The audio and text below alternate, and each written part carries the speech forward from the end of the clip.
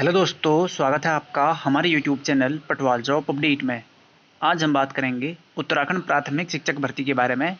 तो सरकार के द्वारा यहाँ पे शिक्षा विभाग को मॉडिफिकेशन एप्लीकेशन लगाने की यहाँ पे मंजूरी दे दी है।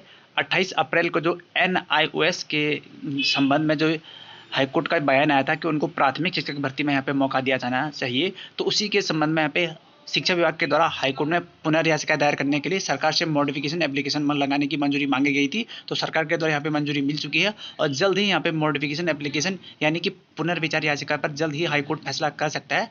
ठीक है, और कल ही यहाँ पे शिक्षा विभाग में NIOS DLED और BEd TT प्रथम वर्ष के बीच यहाँ पे उनके द्वारा यहाँ पे प्रदर्शन किया गया था। ठीक है, तो दोनों की अपनी अपनी यहाँ पे राय रखी गई थी। तो पूरी जानकारी आपको वीडियो में मिलेगी। मॉडिफिकेशन एप्लीकेशन के बारे में कब इसका फैसला आएगा उसको पूरी डिटेल से हम चर्चा करेंगे वीडियो में। पहले मैं इसको आपको पढ़ के बता देता हूँ। इसमें कहा गया है कि बेसिक शिक्षक भर्ती में NIOS से DLED को शामिल करने के आदेश पर सरकार हाईकोर्ट से अंतरिम आदेश पर पुनर्विचार का अनुरोध करेगी। सरकार ने शिक्षा विभाग को हाईकोर्ट के 28 अप्रैल के आदेश पर मॉडिफिकेशन एप्लीकेशन लगाने की मंजूरी दे दी है। बेसिक शिक्षा निदेशक वंदना गर्ब्याल को इस मामले में तेजी कार्रवाई करने के निर्देश दिए गए हैं। सूत्रों के अनुसार शिक्षा विभाग ने हाईकोर्ट से मॉडिफिकेशन एप्लीकेशन में मुआवजत वर्तमान प्रक्रिया में बाबत भी गाइडलाइन लेगी। बीती 28 अप्रैल को हाईकोर्ट ने NIOS को वर्तमान शिक्षक भर्ती में यानी कि 2724 पदों पर चल रही बेसिक भर्ती में शामिल करने का अंतरिम आदेश दिया था। वर्तमान में इन पदों पर 1849 पदों पर नियुक्तियां हो चुकी है। बाकी 875 पदों पर अभी भर्ती प्रक्रिया हाईकोर्ट के आदेश पर रोक दिया गया है। हाईकोर्ट के आदेश के बाद शिक्षा विभाग मुश्किल में फंस गया है। दरअसल सुप्रीम कोर्ट के एक आदेश के अनुसार किसी भी भर्ती प्रक्रिया के बीच में संशोधन करना पॉसिबल नहीं है। सवाल यह है कि यदि नए सिरे से मेरिट तैयार की जाती है तो अब तक पूरी चयन प्रक्रिया गड़बड़ा जाएगी और बाकी पदों पर भर्ती BEd TT परिषद बाहर हो जाएंगे। केवल रिट याचिका दायर करने वाले अभ्यर्थियों को शिक्षक भर्ती में शामिल करने पर भी बाकी NIOS से DLED परिषद बेरोजगार यहाँ पे आपत्ति कर सकते हैं।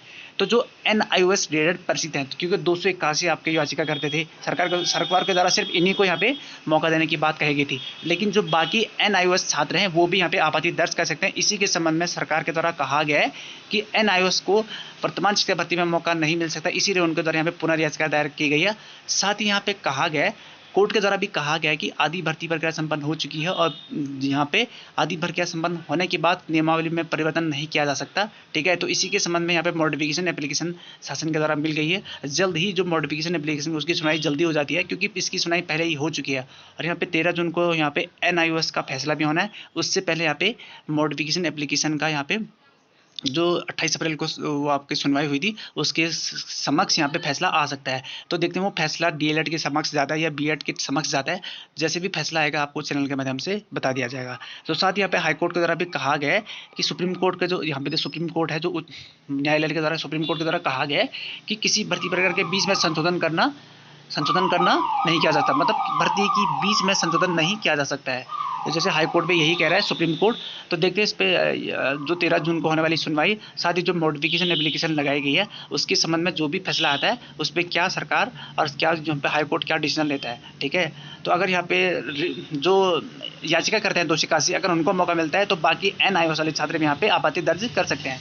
तो यहाँ पे आप देख सकते हैं कल यहाँ पे शिक्षा निदेशालय के सामने जो नरूरखेड़ा में आपका स्थित है उसमें DLED परिषद बेरोजगार संघ और NIOS DLED और आपके जो BEd TT प्रथम छात्र वर्ष के छात्र हैं उनके द्वारा यहाँ पे प्रदर्शन किया गया था। तो उनके द्वारा यहाँ पे DLED कोर्स को सेवारत शिक्षकों के लिए यहाँ पे वो पात्र नहीं है, इसके समक्ष यहाँ पे आमने सामने यहाँ पे वो नजर आए थे देहरादून में। तो देखते हैं इसमें क्या डिटेल्स आती है। जैसे भी इसमें कुछ अपडेट आता है आपको चैनल के माध्यम से बता दिया जाएगा। और साथ ही आपको एक और बात बता देते हैं, हम ना ही NIOS के समक्ष है, ना ही BEd के समक्ष है और ना ही डायरेक्ट DLED के समक्ष है। हमारा काम आपको न्यूज़ पहुँचाना है। तो जल्द ही हाईकोर्ट का फैसला इस पर आ जाएगा, एप्लीकेशन उसका। तो जैसी भी खबर आएगी आपको चैनल के माध्यम से बता दिया जाएगा।